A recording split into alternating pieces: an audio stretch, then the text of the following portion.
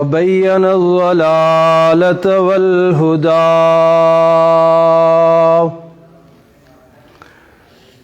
لا شريك له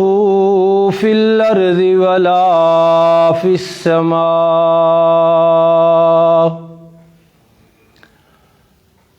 وله العزة وله العظمة وله الكبرياء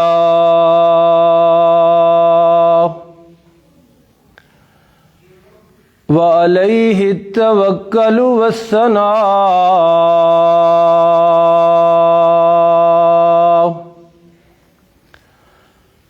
والصلاة والسلام على سيد الرسل وخاتم الأنبياء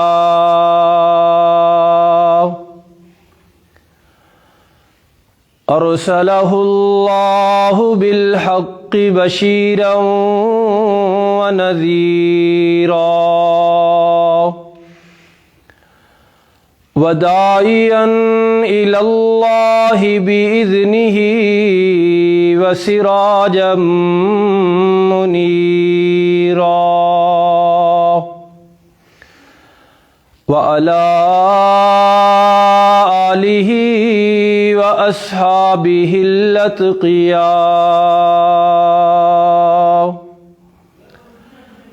الذين هم خلاصة العرب الأربعة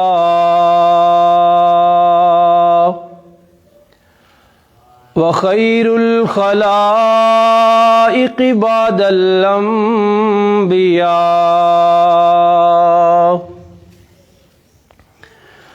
أما بعد فأعوذ بالله من الشيطان الرجيم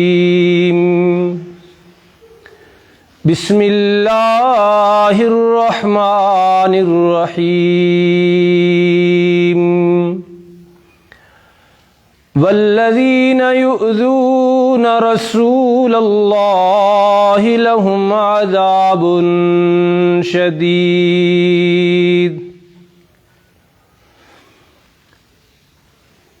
والذين يؤذون رسول الله ولهم عذاب أليم صدق الله العظيم وبلغنا رسوله النبي الأمي الأمين الكريم ونحن على ذلك لمن الشاهدين والشاكرين والحمد لله رب العالمين اللهم صل على محمد وعلى آل محمد كما صليت على إبراهيم وعلى آل إبراهيم إنك حميد مجيد اللهم بارك على محمد وعلى آل محمد كما باركت على إبراهيم وعلى آل إبراهيم إنك حميد مجيد واجب الاحترام حاضرین و ناظرین کرام، کائنات انسانی میں جو مرتبہ اور جو درجہ، جو مقام رسول رحمت امام الانبیاء محمد الرسول اللہ صلی اللہ علیہ وسلم کو حاصل ہے، وہ کسی اور ہستی کو حاصل نہیں ہے۔ اللہ نے جتنا مقام اپنے محبوب صلی اللہ علیہ وسلم کو دیا ہے، اتنا مقام و مرتبہ کائنات انسانی میں اللہ نے کسی اور کو نہیں دیا۔ جتنی شان سے اللہ نے اپنے محبوب صلی اللہ علیہ وسلم کو نوازا ہے، اتنی شان کسی اور کو عطا کی ہی نہیں۔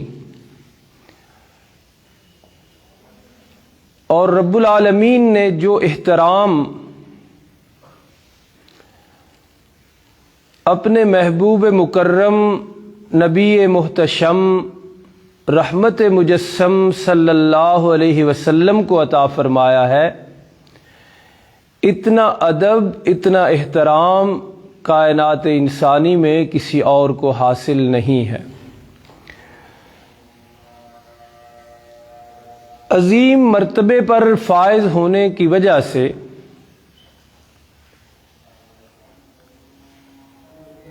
روز اول سے یہ کام ہوتا آیا ہے کہ جو اللہ کے پیغمبر صلی اللہ علیہ وسلم کی شان سے واقف نہیں تھے، آپ کے مقام و مرتبہ سے واقف نہیں تھے، آپ کے احترام کو نہیں جانتے تھے، آپ کے مقام کو نہیں جانتے تھے، آپ کی شان کو نہیں جانتے تھے، وہ ازلی بدبخت رسول رحمت صلی اللہ علیہ وسلم کے احترام کے حوالے سے، آپ کی شان کے حوالے سے بے ادبی، گستاخی کے الفاظ دہراتے رہتے تھے، اور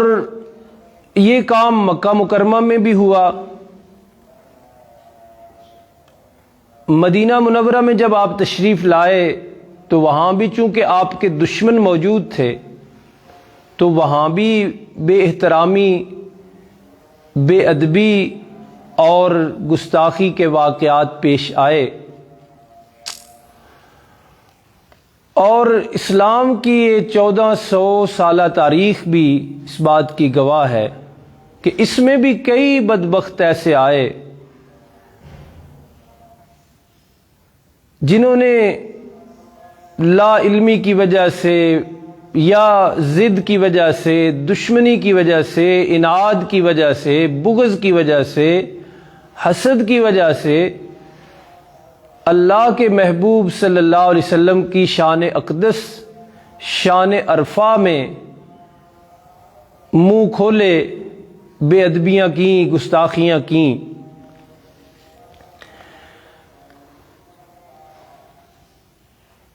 اور آج بھی یہ ہو رہا ہے۔ آج بھی تازہ ترین جو حالات ہیں وہ آپ حضرات کو معلوم ہوگا کہ انڈیا کی کسی عورت نے رسول اللہ صلی اللہ علیہ وسلم کی شان اقدس میں کچھ الفاظ برے کہے ہیں، جس کی وجہ سے پورے عالم اسلام میں غم اور غصہ موجود ہے،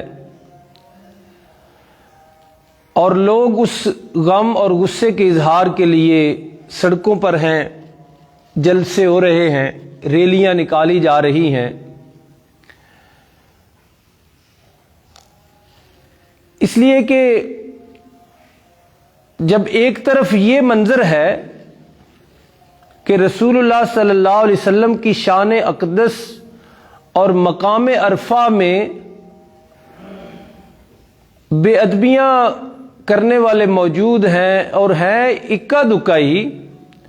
تو دوسری طرف یہ منظر بھی موجود ہوتا ہے کہ ہر دور میں اللہ کے پاک پیغمبر صلی اللہ علیہ وسلم کی شان کا دفاع کرنے والے، آپ کے احترام اور مقام کو اجاگر کرنے والے بھی لا تعداد عاشقان رسول موجود رہتے ہیں اور ہیں اب بھی۔ لیکن آج کی اس گفتگو میں ہم دیکھیں گے کہ ایسے لوگوں کے بارے میں قرآن ہمیں کیا کہتا ہے۔ اور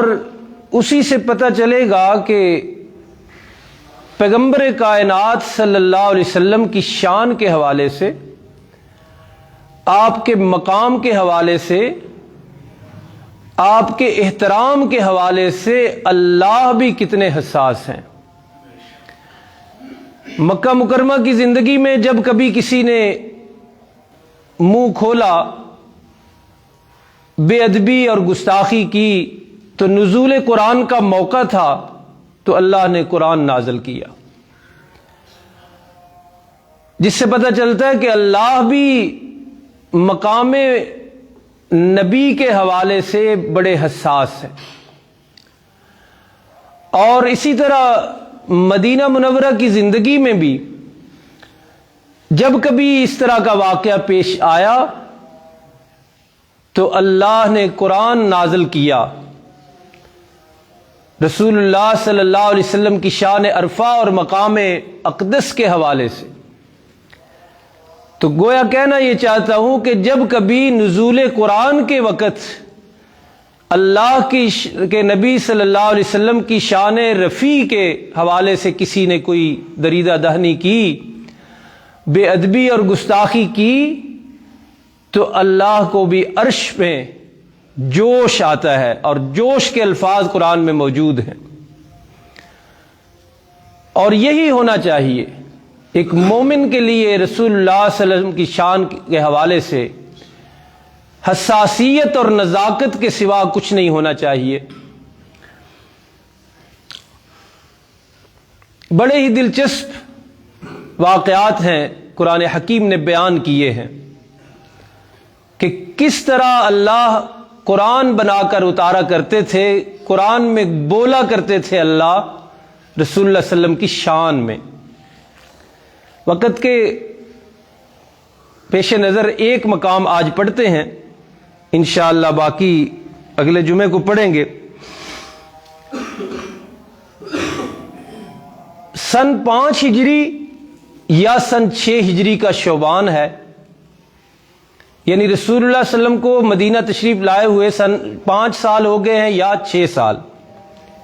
یہ راویوں کو تھوڑا سا شک ہے۔ ایک غزوہ، ایک جنگ پیش آتی ہے جسے غزوہ بنی مستلق کہتے ہیں۔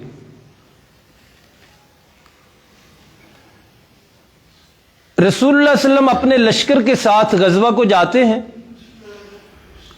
اور وہاں ایک واقعہ پیش آ جاتا ہے۔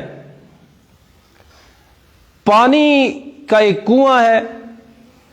وہاں پانی پینے پلانے پہ معمولی سی تلخ کلامی ہو جاتی ہے مہاجرین اور انصار میں۔ مہاجر وہ لوگ ہیں جو مکہ سے سب کچھ چھوڑ کر مدینہ تشریف لائے ہیں، ہجرت کی ہے، اور انصار ان کو کہتے ہیں جو مدینہ کے رہائشی تھے، جنہوں نے ان کا استقبال کیا تھا، اپنی جائیدادیں تک آدھی آدھی کر دیں، بیویوں تک کو طلاق کر دے کے ان کے نکاح میں دیں۔ لیکن وقتی طور پہ ایک شعلہ سا بھڑک گیا، مہاجر ایک آدمی تھے، ایک انصاری تھے، دونوں میں جھگڑا ہو گیا۔ رسول اللہ صلی اللہ علیہ وسلم تشریف لائے تو آپ نے جب دیکھا کہ اس طرح کا مسئلہ ہے تو آپ نے فوری طور پہ وہ بھڑکتا ہوا شعلہ بجھا دیا۔ لیکن ایک بندہ اس لشکر میں رسول اللہ صلی اللہ علیہ وسلم کے ساتھ مومن اور اس مسلمان کا لبادہ اوڑھ کے رہا کرتا تھا، جس کو رئیس المنافقین عبداللہ بن ابی کہتے ہیں۔ مسلمانی کا لبادہ اوڑھا ہوا تھا، لیکن در حقیقت وہ کافر تھا، یعنی منافق کی شکل تھی اس کی۔ تو اس کے بعد کہ رسول اللہ صلی اللہ علیہ وسلم نے وہ بھڑکتا ہوا شعلہ بجھا دیا تھا، وہ انصاری اور وہ مہاجر شیر و شکر ہو گئے تھے، انہوں نے صلح کر لی تھی، جھگڑا ختم کر دیا تھا، آپس میں بالکل پہلے کی طرح ہو گئے۔ لیکن چونکہ یہ رہتا ہی ساتھ اس لیے تھا کہ موقع جو ہے اس سے فائدہ اٹھایا جائے، تو اس لیے، اور یہ خود بھی چونکہ مدینے کا رہائشی تھا، تو وہاں تھوڑی سی تنہائی دیکھ کے اس نے اس انصاری صحابی سے کہا کہ تم نے انہیں سر پہ چڑھا رکھا ہے، وہ آئے لٹے پٹے اور خالی ہاتھ، اور تم نے انہیں جائیدادیں دیں، اپنے مکانوں میں حصے دیے، اپنی بیویوں کو طلاق دے کے ان کے نکاحوں میں دے دیں، آج دیکھ لو تمہارے ساتھ کیا انہوں نے کیا ہے۔ اس طرف بھڑکانے کی کوشش کی، اور اسی گفتگو کے دوران اس سے وہ جملہ نکلا جس پر پھر قرآن نازل ہوا، اور اسی سے میں عرض کرنا چاہتا ہوں کہ دیکھیں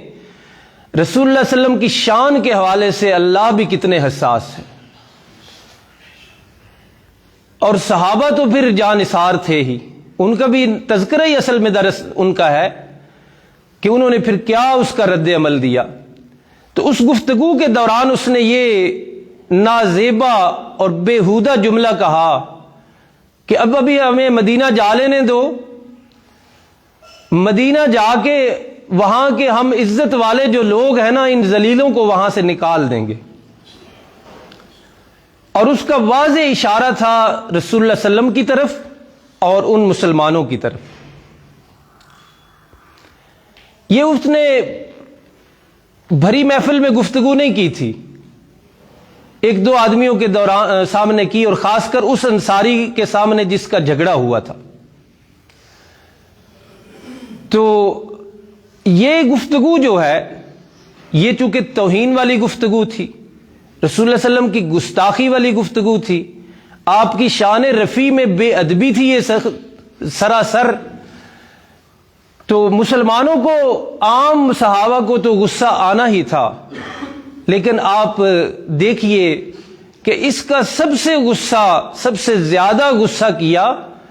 اسی عبداللہ بن ابی کے صحیح العقیدہ سچے مخلص مسلمان بیٹے نے، اور ان کا نام بھی عبداللہ ہے، بیٹے کا نام بھی عبداللہ اور باپ کا نام بھی عبداللہ، بیٹا خالص مسلمان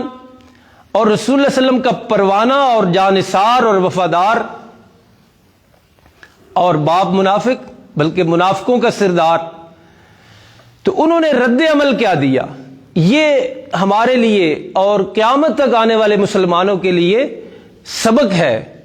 کہ رسول جتنے مرضی ہم گئے گزرے ہوں، جتنے مرضی ہم دین سے دور ہوں، جتنے مرضی ہم نماز قرآن مساجد سے دور ہوں، جب بات رسول اللہ صلی اللہ علیہ وسلم کی ذات کی آئے گی تو ہمیں بالکل لاپرواہی اور بے پرواہی کا اظہار نہیں کرنا چاہیے۔ وہاں اسی وقت شمع رسالت جو ہے، عشق رسالت کی جو شمع ہے وہ جاگ جانی چاہیے، دل میں فروزاں ہو جانی چاہیے۔ تو آپ نے پھر کیا کیا، حضرت عبداللہ نے رضی اللہ عنہ جو مخلص بیٹے مسلمان تھے اور اس کے بیٹے تھے، تو تاریخ کی، حدیث کی، تفسیر کی ساری کتابوں میں لکھا ہے کہ اس نے کیا کہا تھا، جب ہم جائیں گے واپس تو عزت والے یعنی ہم وہاں سے بے عزت لوگوں کو نکال دیں گے مدینہ سے۔ تو ساری کتابوں میں لکھا کہ یہ بات چلتی چلتی جب آپ کے بیٹے عبداللہ تک پہنچی تو آپ نے، حضرت عبداللہ نے اپنے والد کی سواری کے سامنے کھڑے ہو گئے، اونٹنی پر سوار تھا وہ، اور اس اونٹنی کو بٹھا لیا نیچے، اور سٹائل بھی سارا حدیث کی کتابوں میں لکھا ہے کہ اس کے گھٹنے کے اوپر ایسے پاؤں رکھا، سواری کے گھٹنے، اونٹنی بیٹھتی ہے نا جیسے، اس کے گھٹنے کے اوپر اپنا پاؤں رکھا، اور عبداللہ بن ابی سے اپنے سگے باپ سے پوچھا کہ تو نے یہ بات کی ہے؟ اس نے کہا کی ہے میں نے۔ تو فرمایا جب تک تجھے میرے نبی صلی اللہ علیہ وسلم مدینہ میں داخل ہونے کی اجازت نہیں دیں گے اس وقت تک تو مدینہ میں داخل ہی نہیں ہو سکتا۔ ایک بات تو یہ کی، اور دوسری بات اس نے یہ کی حضرت عبداللہ رضی اللہ عنہ نے کہ تجھے مدینہ داخل ہونے سے پہلے یہ اقرار کرنا پڑے گا کہ ساری کی ساری عزت رسول اللہ صلی اللہ علیہ وسلم کے پاؤں کے ساتھ بندھی ہوئی ہے، اور تو ذلیل اور رسوا اور خوار ہے، اور جب تک یہ دونوں باتیں نہیں ہوں گی تجھے میں بھی مدینہ میں داخل نہیں ہونے دوں گا۔ رسول اللہ صلی اللہ علیہ وسلم کی اجازت نہیں ملتی تو مدینہ میں تجھے داخل ہی نہیں ہونے دوں گا، اور تو یہ اقرار نہیں کرتا کہ تو دنیا کا سب سے بڑا ذلیل انسان ہے، اس وقت تک میں بھی تجھے مدینہ میں داخل نہیں ہونے دوں گا۔ باپ کا رشتہ ہے، کوئی پرواہ نہیں۔ وہ عبداللہ بن ابی منافق ہے، سردار ہے، بڑا ہے، کوئی پرواہ نہیں کی۔ رسول اللہ صلی اللہ علیہ وسلم کی ذات اطہر کے سامنے اس کو کچھ بھی نہیں سمجھا۔ تو حدیث کی، تفسیر کی اور سیرت کی ساری کتابوں میں لکھا ہے کہ واقعتاً جب تک رسول اللہ صلی اللہ علیہ وسلم نے اسے مدینہ میں داخل ہونے کی اجازت نہیں دی، حضرت عبداللہ نے بھی اجازت نہیں دی۔ اور دوسرا ان کا مطالبہ تھا کہ تو اپنے آپ کو ذلیل و رسوا جب تک اپنی زبان سے نہیں کہے گا میں تجھے مدینہ میں داخل نہیں ہونے دوں گا۔ تو ساری کتابوں میں لکھا کہ اس نے یہ لفظ کہے کہ میں عورتوں اور بچوں سے بھی زیادہ ذلیل ہوں۔ اس مرحلے کے بعد جو ہے اس کو مدینہ میں داخل ہونے دیا گیا۔ لیکن جس خاص پہلو سے ہم نے یہ واقعات پڑھنے ہیں، اور جیسے کہ ہماری جماعت کا انداز اور وتیرہ ہے کہ ہم کوشش کرتے ہیں قرآن کا مطالعہ کیا جائے، تو قرآن رسول اللہ صلی اللہ علیہ وسلم کی شان اور مرتبے اور مقام اور احترام کے حوالے سے بڑا حساس ہے۔ جب کبھی نزول قرآن کے وقت ایسا کوئی بھی ناخوشگوار واقعہ پیش آیا تو اللہ نے قرآن ضرور اتارا ہے۔ تو ان میں 3-4 مقام ہیں، وقت کے لحاظ سے ہم آج ایک پڑھ رہے ہیں۔ تو پھر یہ سورۃ المنافقون اتری، یہ 28ویں سپارے میں ہے، اور خاص وہ آیت کا ترجمہ ہم پڑھ لیتے ہیں، گرمی بھی ہے اور وقت بھی کم ہے۔ تو قرآن حکیم نے اس سارے منظر کو یوں اپنے اندر سمویا، فرمایا یقولون لئن رجعنا الی المدینہ، منافقوں نے کہا کہ اگر ہم مدینہ واپس پہنچے، لَيُخْرِجَنَّ الْأَعَزُّ مِنْهَا الْأَذَلَّ، تو ہم عزت والے وہاں ان بے عزت لوگوں کو رہنے نہیں دیں گے، وہاں سے نکال دیں گے۔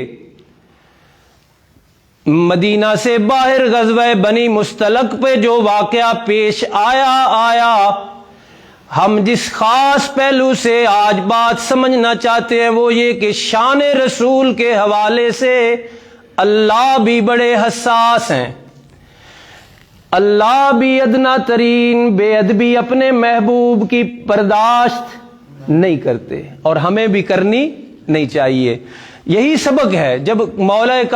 پوری کائنات کا خالق نہیں برداشت کرتا،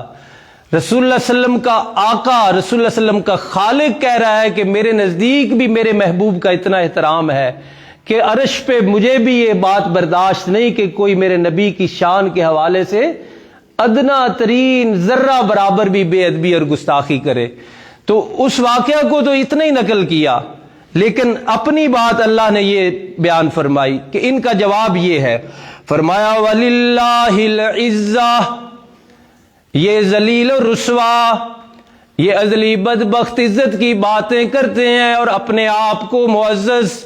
اپنے آپ کو محترم اور اپنے آپ کو بڑا سمجھتے ہیں،